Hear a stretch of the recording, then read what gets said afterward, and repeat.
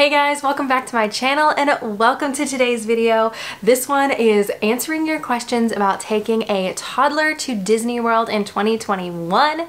We all know things are a little different nowadays, so let's jump into the nitty-gritty of it and answer your questions, plus a few tips that I have along the way. Let's talk preparation. When you and your little one are getting ready and packing up to go on this magical vacation to Disney World, my biggest tip when you are flying is to pack all that you can into your checked bag. Make sure it's under 50 pounds though. Fingers crossed it's under 50. It's easier said than done sometimes, but try to stay under that limit. That way you're not charged extra baggage fees. But when you get to the airport, you can hand it off to your airline. They put it on the plane for you, and that's one less thing that you have to carry through the concourse of the airport to your gate. As far as our carry-on, I prefer to use our 21-inch rolling suitcase. It makes life so much easier. Ditch the duffel bag and embrace the suitcase. I promise you will thank me when you're rolling down the concourse of the airport instead of carrying your heavy duffel bag, your diaper bag, and saying, "Come here, sweetheart," all while trying to grab your Starbucks before getting on the plane. That's just a nightmare waiting to happen. We've all seen that parent. Don't be that parent. It is so much easier to roll your suitcase down through there and wear a backpack diaper bag. Disney trips are not for these shoulder bag diaper bags. Just no, please don't do that to yourself. Get a backpack if you don't already have one. You will thank me. Life will be simpler. As far as what goes in your carry-ons and your diaper bag, keep it as simple as possible for when you're on the plane. Any necessities that you're going to need at the parks, pack those things in your check bag. Obviously your diapers and your wipes, you want those with you. Your extra set of clothes in case your little one gets dirty, put those in there too. Maybe an extra set of clothes for you. Any toiletries, that way if you had to get cleaned up, because we all know sometimes they spill things and we get dirty instead. This little girl just kicked over a whole cup of ice water onto my lap. Now I got a wet butt. So have your extra set of clothes and toiletries, that way you're all good, but don't overcomplicate it. That way when you're going through security, you don't have as much for them to dig through if they have to check your bag. Also, when you are packing up to go on the plane, make sure you have your kids' favorite snacks and either a toy or two that is their absolute favorite, like you know this thing never fails, or a couple of new toys that you know they're going to love. A new coloring book, something like that. If you are interested in watching videos, have a couple of new shows or something, or some of their favorites, have it all on their iPad, their tablet, whatever. That way you are set for that plane ride and things will go a lot smoother if you're prepared.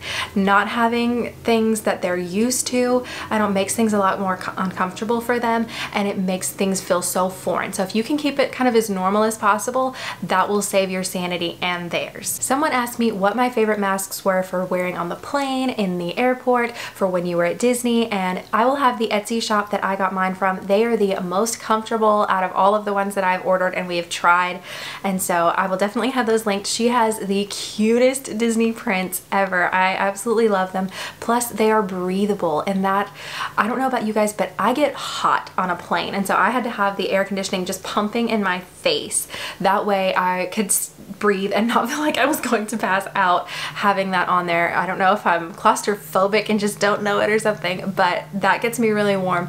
So being able to have a mask that was breathable really helped me. So I will have those linked below. Also, when you're at the parks, the worst thing you can have in that Florida heat is a sweaty face. I don't know why, but it makes you feel so much warmer when your face is sweating than any other part. Like I can be drenched from like my shoulders down and it doesn't matter, but something about my face sweating is the worst. So I will suggest either those from that Etsy shop. If I'm not in my reusable Disney mask, then I am in a disposable mask, and I will link the ones that I've been purchasing from Amazon. It's a box of 50 and you're not stuck to sterile blue. They actually have colors, guys.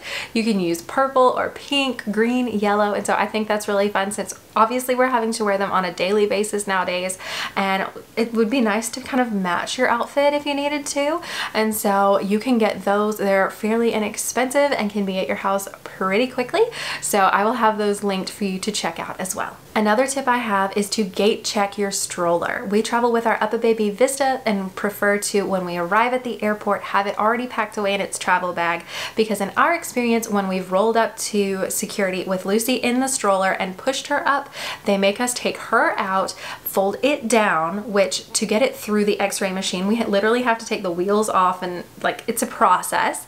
So when you go through security there, they have to check it that way and make sure it's safe and everything, and you then go through security holding your little one. So instead of having to do all of that, it's already in its bag and can just easily fit on the conveyor belt and go through. We just roll it up to the gate, get the sticker and all that stuff, and have it checked that way. And just when we're walking through the airport, we let her walk, kind of get a little bit of wiggles out before getting on that plane, so it saves a little bit of sanity there. She's kind of got some energy worked out, and it makes it a little bit easier as far as getting through the airport. The real help comes in at MCO. When you get off the plane, your stroller is there, so just carry it up the jetway. We like to find a little out of the way spot to set it back up, get Lucy in the stroller, and then make our way through. Also, that little break time of getting the stroller out and getting the child in it saves you a little time, because we've all been there. When you get off the plane, you go straight to baggage claim and straight to your carousel where your luggage is going to come out. Everybody is standing there wanting their luggage, obviously, because they are ready to get to their destination and start having fun. But you've kind of given yourself a little bit of time to let those people kind of go ahead and grab their bags, get out of the way, and so you can easily just stroll right up, no pun intended, with your stroller and grab your bags, and then you're ready to go, and you're not having to stand there elbow to elbow with everybody else and try to figure out, oh, that's my bag, oh, that's my bag. And it kind of saves a little frustration there as well. Someone asked me over on Instagram what I did to feel safer traveling by plane with Lucy, and our biggest tip is to fly earlier in the day. We found that having the first, second, maybe third flight out of your location, we come from Nashville, Tennessee, so coming from that airport, we found that those earlier morning flights are a lot less busy. For example, our most recent flight was about a 9 a.m. flight. The plane had a capacity of 140 passengers, if I'm not mistaken, and there was only 59 of us on the plane. So we had space on space. When we got on the plane, we were towards the end of that 59 people. I think we were around 55, 56. So we don't mind sitting towards the back. We love looking out the windows, so we were able to get our window seats and all that stuff. But we actually had 6 rows between us and the next family. So plenty of space, plenty of social distancing. It was actually wonderful. So definitely pick those earlier times in the morning. They tend to be less busy than those afternoon, especially evening time flights. So if social distancing is very, very important to you and your family, get those morning times. Now let's talk logistics of getting from MCO to your Disney resort. If you're staying on Disney property and traveling in the year 2021, you will still have access to Magical Express, which is an absolutely wonderful service to use. They will carry you and all of your bags and everything to your Disney resort, and you do not have to rent a car. Welcome to Walt Disney World. It is a free service that you can use in 2021. I keep saying 2021 because in 2022, it is actually going to be discontinued, sadly. And at the time I'm recording this video, there's been no announcement of a replacement service that Disney is going to have available. So that will be up in the air, and we'll figure that out together. We will wade through that challenge. But for right now, you have the free service of Magical Express that can get you to your Disney resort and save you some money instead of renting a car if you so choose to do so.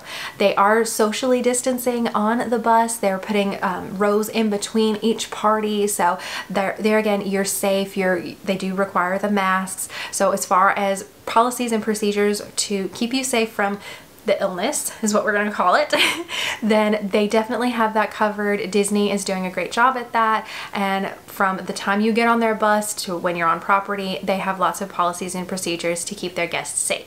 So use Magical Express if you can in 2021. Say your farewell to it, because I know personally I'm gonna miss it so much. It saved our family. We just loved it, and so definitely use Magical Express if you can. Next topic is resort. So first thing I'm going to suggest is to take your baby monitor with you if you have a travel one. We have a little camera and little baby monitor system that we take with us. It's not Wi-Fi based, so we can just pop it up on a wall or some little shelf somewhere and be able to watch her. Now obviously most rooms, you are in the same room. Now if you have a villa and you're putting them in a different room, it definitely helps with that too. But if you are wanting to be able to comfortably step out on the balcony, maybe it's just first time mom in me, but I like to still be able to check on her and know she's fine while she's sleeping or napping, whatever, and us be able to enjoy the balcony, enjoy the view that we have, and sit out there and relax and talk together. And so definitely suggest packing that if you have one that's not Wi-Fi based, easily portable. Take that with you. It will be a nice little help. Biggest tip of all, take the grandparents. You can get in a little Disney date night. They will watch the baby, because at least when we went and my parents went with us, they wanted a date night in, and so they ordered food and relaxed there at the hotel room, and so they were able to chill and get the rest and relaxation they needed while Lucy had already gone to bed. And then my husband and I were actually able to go and enjoy Disney Springs or anywhere there on the resort if we wanted to go and have a dinner reservation, and so that's fun. So definitely, if you can take assistance, if you have that kind of relationship with your family, take them with you. It just makes it more merrier. The more the merrier, as they say. And so it's Disney, it's fun, and people love seeing kids have fun and experience Disney. So take the grandparents. Another question I received over on Instagram was, do the resorts feel the same? And yes and no. It's about the same as how going to your normal grocery store feels right now. You're having to wear a mask, everybody else is in masks, there's plexiglass between you and the cashier. Like, this is not what we've been used to the last how many ever years we've been on this planet. So it is definitely different in that sense, because they do have those precautions. They've got the little like stamps on the ground of like, where you stand, please stand here, don't stand here. The tables have markers of like for social distancing. If they haven't removed the tables for that process, they have stickers on them that says for your safety, please don't sit here, that sort of thing. So the precautions are there, so it's different in that sense. But as far as the vibe and the feel and just the Disney magic that is at the resorts, it is still there and definitely the same. Another question I got over on Instagram was, what did you do when Lucy went to bed? Because I don't know about you guys, but I don't sleep 11.5 to 12 hours a night like my daughter does. If I did, I'd be up at 3 a.m. if I went to bed when she did at 7. So that's not happening. Mama does not want to be up at 3 a.m. But when we went in September, we actually had a 2-bedroom villa at both Saratoga and Grand Floridian, and so we would, like, this is really glamorous, you guys, but we would do laundry. By the way, every single night, if you were wondering what we've been doing, at night after we put Lucy down, we do start some clothes, and so we're basically going home with only a few sets of clothes that will need to be washed. Because we had a washer and dryer in room, we would turn on the TV, watch a movie, something like that, and be able to do some laundry, and that saves your sanity so much when you get home to unpack clean clothes that just go right back in the drawers you got them out of. If you've never done that, it is the best feeling in the world. Like, it's really, really cool. You don't have this mountain of laundry on the floor. But I digress. But that is one thing we did. Or when we were on our way back to our room, we would go ahead and pick up a dessert either in the park or there at the resort and go out on the balcony and enjoy that. So there's just a few different things that you can do. And then, like, kind of looping back to what I said before though, is definitely if you have grandparents that want to go, take them along with you. It definitely helps. You can go have a date night and they can have a date night in, or vice versa. You guys can kind of take turns watching your little one. And so everybody can have a little fun and get out and enjoy a little bit of nightlife there at Disney World. So that is another tip that I have in answering that question. Another tip for the resort is if you are a family that needs a pack and play or 2 pack and plays, if you have multiple children, then I would definitely suggest requesting those early. If you do online check-in, there's typically a place to request that there. If not, then I would definitely suggest calling. I believe you can do this about 10 days out from your check-in, but call and let them them know, hey, I need a pack and play, or I have twins, I need 2 pack and plays. Can you please request that? Requests are not guaranteed, and the cast member will obviously tell you that, but you can at least try. So I would definitely suggest doing that sooner rather than later. That way you're covered in that department. A little side note here, for us, we personally take our own pack and play. Now I know that may seem a little extra, especially with flying, but we have the Guava Travel Pack and Play and we really enjoy it. It is small, it's fairly lightweight for a pack and play, and it comes with a backpack travel bag that my husband easily carries, and so he likes to use that as his carry-on, and that way we're covered. Our sleeping arrangements are just as they need to be, so we can get some good Z's at night after a busy day at the parks. And so for us personally, that's our choice and we like to do that. So I'll have that linked in the description box below if you're interested in checking that out. I've just personally heard a few horror stories of parents getting there and there not being any pack and plays, and so to save any frustration in that and make sure all of our family gets some good Z's at night after a busy day at the parks, we just personally like to take our own. Now for tips for when you're in the parks. My biggest one is to use the baby care centers. They are absolutely amazing. Each one of the parks has one baby care center in it, and I would walk across the park to go to this thing. It is fantastic. It is air conditioned. It is lovely in every way. If you have a little one especially that is still in diapers, these places are so valuable. Obviously you can change them in any restroom that has a changing pad, but most of the time, as we're all very aware, they are teeny tiny, and if your baby even thinks about rolling off, like, they can just roll anywhere. But these are really, really large. I swear you could probably put a 5-year-old on these things and change their diaper if you needed to. It is just, they're so big, and so they're wonderful in that sense. They are already cleaned and ready with a liner, paper liner on top of that, so all you have to do is walk in, lay your little one down and change their diaper, and then when you're finished, crumple up the paper and throw it in the garbage. And the care centers are staffed with cast members that will come right behind you, sanitize that pad, and then put a new paper liner on for the next family to use. And so they are also the cleanest, because none of the other restrooms have people cleaning in between. And so if you're really wanting a sanitary place that you know, okay, this is clean, this is sanitized, there's no germs on this thing, then I highly suggest using the baby care centers for that. If you also are a nursing mom, then they have nursing rooms. Some of the rooms are joining rooms, so all the moms are in there and you're all nursing your babies together, but then certain ones have private rooms. And like when we went, my husband Dean was able to come in there with us so we could all just sit and relax as a family, cool down. I could feed Lucy and we were all good. Plus, all the baby care centers are extremely close to Starbucks, so you're only a few stops away, so you can grab your Starbucks and then go feed your baby or relax, get a little air conditioning. They have TVs in there so little ones can sit and watch the TV. They have high chairs, so if you're baby food feeding your little one and you want to like strap them in a high chair somewhere and be able to feed them, you can do that. They have microwaves. These places are so valuable. They also, if you run out of anything, you've run out of diapers, wipes, you need more sunscreen, you need a binky or anything like that, they also have a little section of things for sale in there that are very helpful. They are a little more pricey than if you went to Walmart or Target.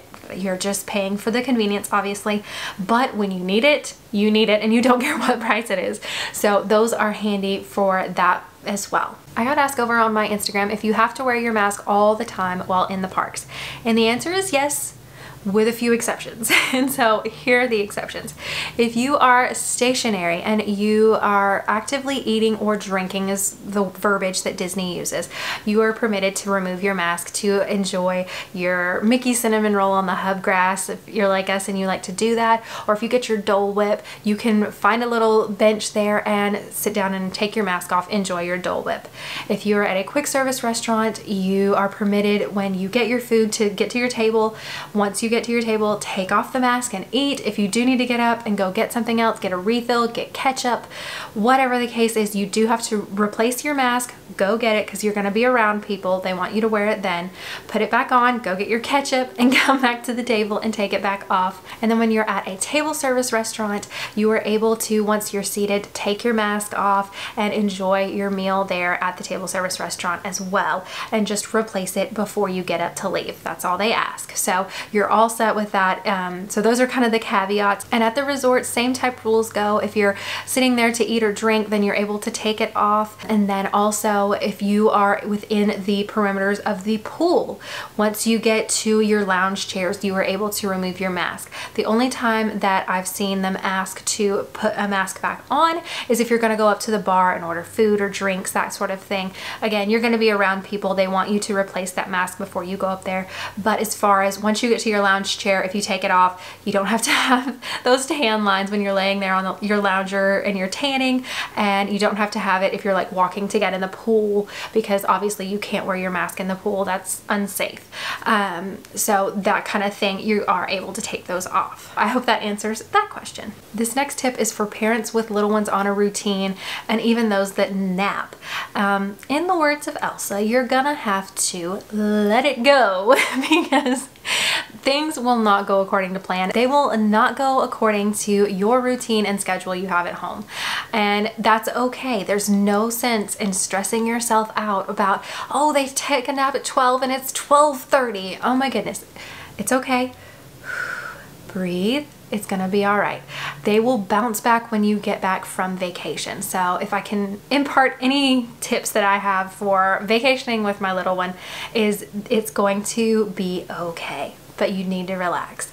As far as us personally, we are nap in the stroller at the park kind of people. I know there are other people that like to stop what they're doing, go back to the resort, let them nap. For us, that just takes a lot of time because you do have to find your mode of transportation to get back to your resort. You have to get them there, get them ready, and let them fall asleep. Then however long their length of their nap is, 2-3 hours sometimes, let them nap, get up, get ready to go back to the parks, find your mode of transportation again, travel.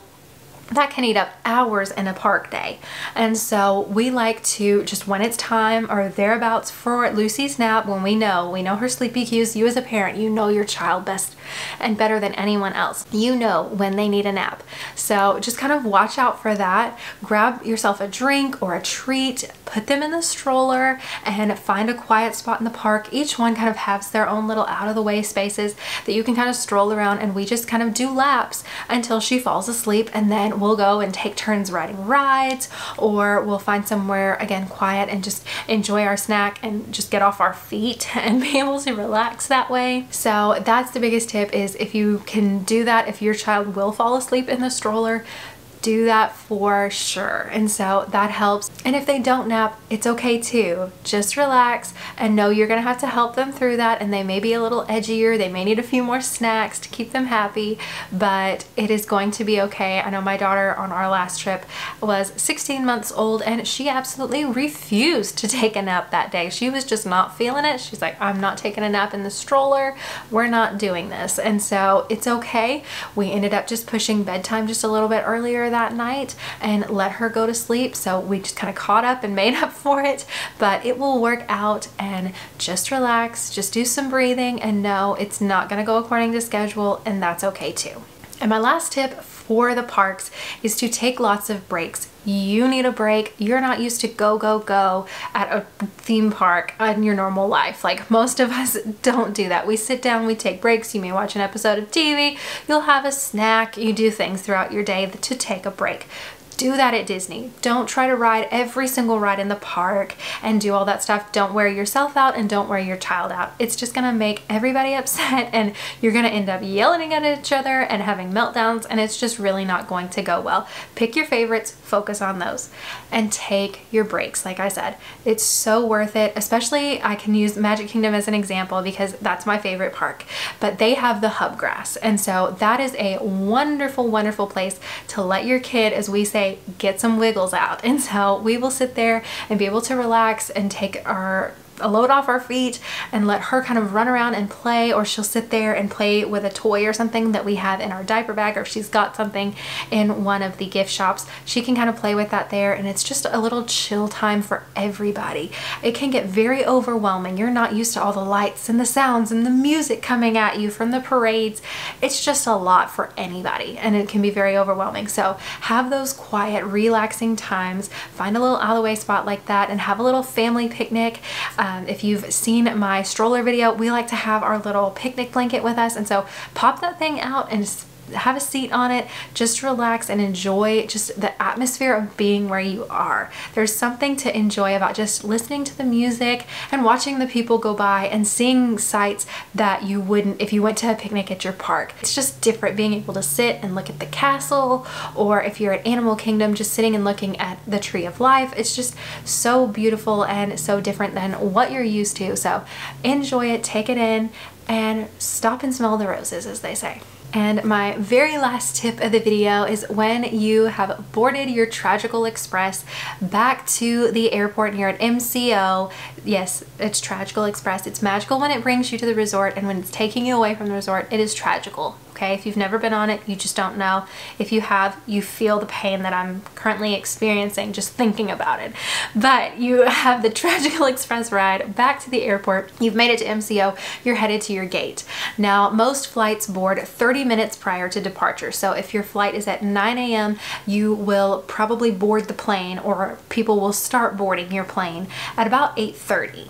And if that's the case, if you get there prior to that 30-minute boarding time and you grab some food, or you get a drink, or you just want to take a break and relax and obviously have to sit and wait until your plane is ready to be boarded, I would suggest finding a gate on your way that's near yours that isn't in use.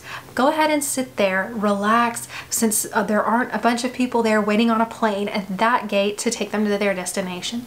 You have all kinds of space and room for your little one to play, and you can relax, you can kind of kick back, as well as be able to charge your cell phone because everybody's not there fighting over the USB ports. So go ahead and get your phone or your tablet, whatever, charged back up so you've got those shows and things ready for the little one on the plane. That's my last tip for this video. I really hope you guys have enjoyed it. If you have, then definitely hit that thumbs up button and the bell notification so you can be notified when our next video is uploaded, and we would love to see you back here in the comment section for another one in the future. If you guys have any other questions that I didn't go over in this video, then definitely leave them in the comment section down below and I will try to get those answered. And if I do have enough, then I will maybe do a part 2 video to this and dive into answering more of those questions for you guys.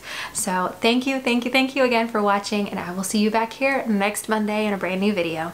Bye guys!